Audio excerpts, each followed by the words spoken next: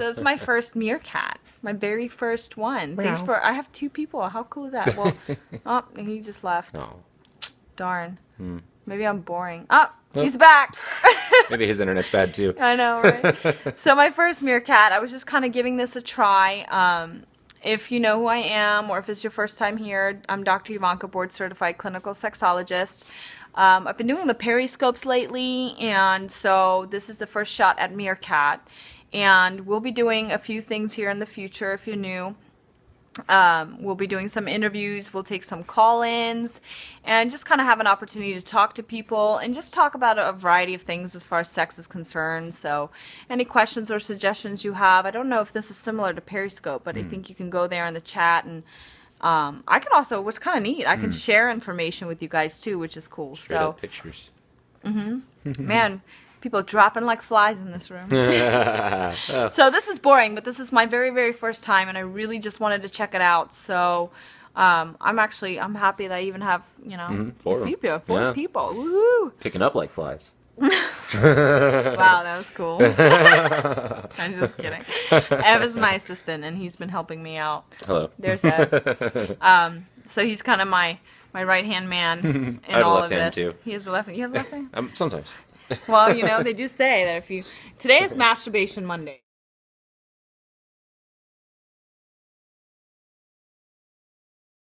We lost a video. But yeah, I mean, it's one of those things you have to branch out in life and try new things. And yeah, severely reduced dexterity with a hand. You ever like falling asleep in your arm and waking up and like you don't think you have an arm anymore? Yeah, it's kind of like that. But like it's weird, it's like foreign. It really is like it's somebody else's arm because you can't feel anything. Really? So it actually it actually works for you? Yeah, but it's kind of creepy though. Like if it sounds creepy. Yeah, well, because like have you had that happen where like you literally can't feel your arm and like you pick it up? Sometimes I've woken up like that, but okay. But if that's the case, like you cannot contract your muscles. Right. Like you cannot. Oh, your hand's dead. Okay, so please explain to me. How are you gripping your penis? You probably have to do like a kind of a Dutch windmill situation. And oh yeah, okay, cool. People who've also tried. Yeah, but people. I'm saying people who also tried this. They're like, no. We know who you are. but yeah, like did you ever see the movie Zack and Miri Make a Porno? No. It was Seth Rogen and Katherine Heigl? I don't remember. Anyway, no, because that was knocked Make up. a Porno? Oh, different yeah, one. I love that movie. Yeah, that one's a good one. But in that one, they make a joke about I think they call it the Dutch rudder or the Dutch windmill, where really? Oh, because it's like you take your arm and you kind of like. Oh, that's awful. Now I'm gonna. If you're new to my room, again, I'm Dr. Yvonka. I'm a board-certified clinical sexologist, and I'm new. This is my very first Meerkat. Thanks to the room, we're gonna continue this conversation, but I just want to interject and let you know we'll be doing these hopefully weekly. Also, follow me on Periscope. I'm on Snapchat. I'm doing daily sex tips. We're doing live interviews. We're taking call-ins in the future. Doing a Uber sex fashions. I mean, all kinds of neat things. So follow me, keep track, because really fun things coming. You guys can tell us your sex tips, because obviously everyone's tried something different. Yes, comments, questions, concerns, especially because the interaction helps too. So if you have some crazy things like this, like the stranger, I need to hear about it. Because, I mean, I've heard about it before, and in my education, we're learning the biology of sex, and we're learning a lot. And I learn about fetishes and whatever, but fetishes are interesting. Yeah, so back to the windmill. Yeah, okay, so that's what actually in the movie it was a joke about how to jerk off your friend in a non-homosexual way.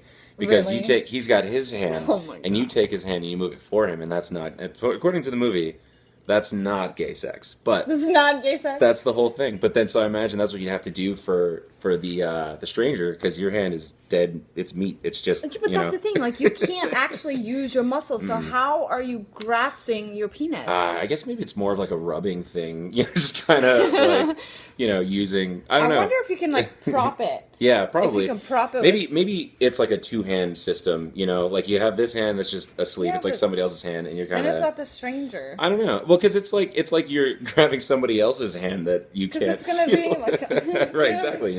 Something like those. I don't know, but if any of you guys can clarify for me how that's really done, I'd really like to know, because I have no idea. It's creative, to say the least. Yeah.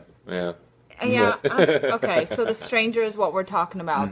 It's Masturbation Mondays, and so we're trying to talk about different varieties of masturbation techniques. Right. And that one came up. Yeah.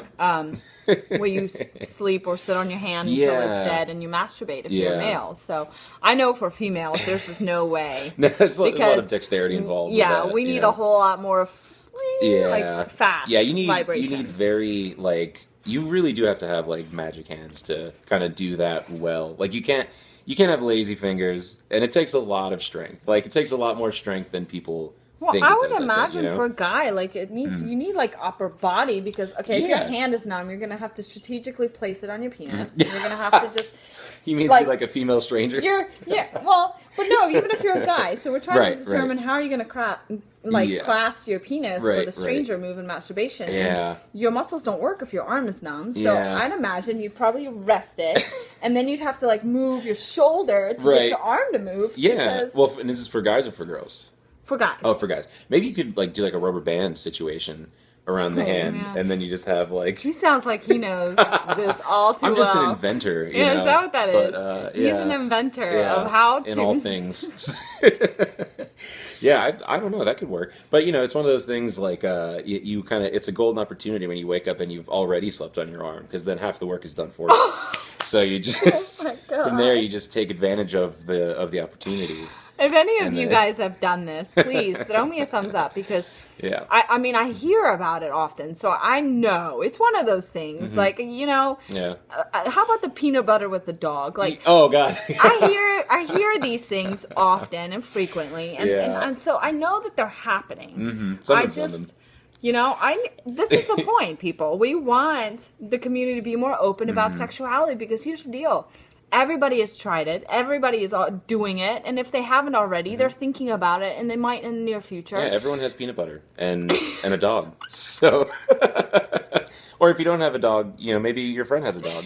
Oh, my God. If you're new to my room, I'm Dr. Yvonka, board-certified clinical sexologist. And this here is Ev. Hello. He is my right-hand man and assistant pretty much in everything I do. So that's his right hand. This is my left hand. And which one is the best to use for the stranger? We were talking about the stranger. Here's the thing, because there's masturbation technique. There's a lot of, I wouldn't say controversy, but I'm a right-handed man, but that's not my go-to, and I don't know if that's like a common thing for guys. I imagine probably that like everyone has their technique. But like this is something I don't talk about with my guy friends ever, so I don't know what. Oh, really? I've never. Really? Yeah, it's so funny. I would imagine that guys talk about masturbation and techniques all the time. Nah, it depends. It's a very different kind of relationship to have with those friends, and I think you might talk about like maybe like what you watch or like funny stories where you got caught or something. But I don't think most guys talk like technique on this kind of thing. I think girls do probably more. Probably embarrassed. They probably don't want to admit that they do the stranger. Right? Because you don't want to ask your friend for tips on how to do the stranger because then that's just that's a long like sharing session. well, come ask me because now I am learning. I mean, these are all things I know about theoretically, but application wise, like how to apply the techniques. Yeah, I'm gonna learn a lot from you. She'll teach you how to survive it. Right. What to do before, during, after, how to manage. What to do when you get a rash. If you do get a rash, we can talk about all kinds of things. How to get your girlfriend or your boyfriend or your significant other, whatever you want to call them, how to get them to open up to a threesome or to open up to trying something new that maybe you've wanted to try, you don't know how to say it, don't know how to talk about it. All of those things we can discuss. Well, even today, because you were saying your tip of the day today was to know your own body well. Because that's, I think a lot of people think of masturbation as being like this just personal thing, but, sometimes other people help you with it, and if you don't know how to tell them how to do it, it's actually really neat. I mean, I tell people all the time, masturbate, masturbate, masturbate. Like, you have to know your own body. You are in charge of your own pleasure. Nobody else. And if you expect the other person to give you the best orgasm and to know what to do, you're always going to be disappointed. It really, I mean, sure, they have a hand in it, no pun intended. Please intend that pun. I intended that pun.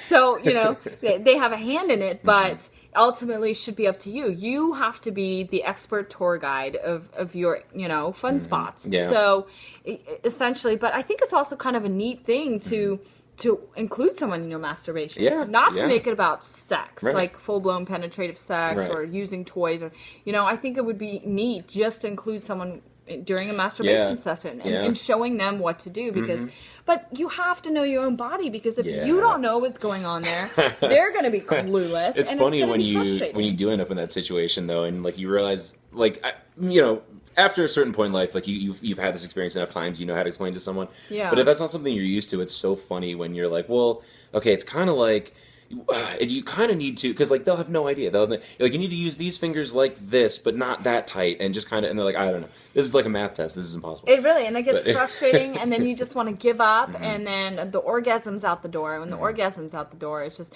it's frustrating for a lot of people, which it shouldn't be, because obviously sex has so much more to it than just getting an orgasm. Yeah. Which probably half people I know would slap me for saying that. They're like, what's the point? What's the point? It's like running a race to just like enjoy the scenery. Yeah, but, and we were talking about earlier about discussing tantric sex at some point more, because people don't realize how much longer they can make their orgasms last, and so much more intense. If that's not on like everyone's Christmas list, I'm just saying, right? I don't think I'm into that. That's not for me. I have read about it a little bit. I've studied a little bit about tantric sex. I do want to get more into it educationally and professionally, but personally I've done it, and let me tell you, I mean, self-disclosure here, like, and, I'm young. Yes, I'm a professional. I maintain my credibility. But I do like to self-disclose, because I want people to know, how normal it is. And in order for you guys to trust me with that intimate information, I think it helps to really know a little bit more about me, and that I'm human as well. So that's my little, tidbit on why I self-disclose. But long story short, tantric sex, I mean, I had literally, this is crazy, 12 orgasms in 10 minutes. In 10 minutes, 12 orgasms. I think I've probably had that in a week. Yeah, in like 10 2 weeks maybe? minutes. I didn't walk for days. I was gonna say, did you just like pass out immediately afterwards? Oh my God, I slept for like a week. I was sweet dreams, like really but sweet it was dreams. awesome. It really was. Yeah. But it's a matter of practicing relaxation and breathing and knowing your body. Like, I know what works for me. So I was able to say, there, no, not there, slower, faster. And it's not just like one-time direction. It's not just, hey, do it faster. That's it. For the rest of the night. Especially with women, because let me tell you something about women. First of all, something not many people know or connect with is the G-spot does not exist.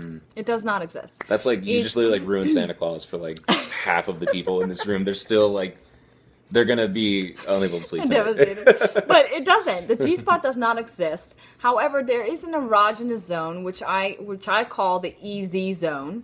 And that's a general area for each woman, and it's different on every woman that works for them. But throughout your every sexual encounter, that shifts.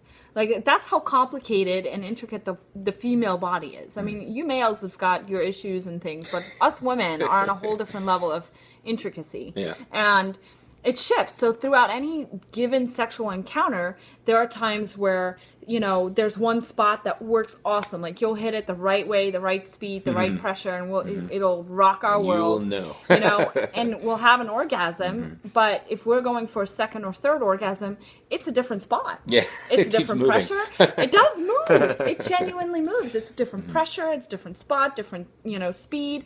So that ongoing communication is really important.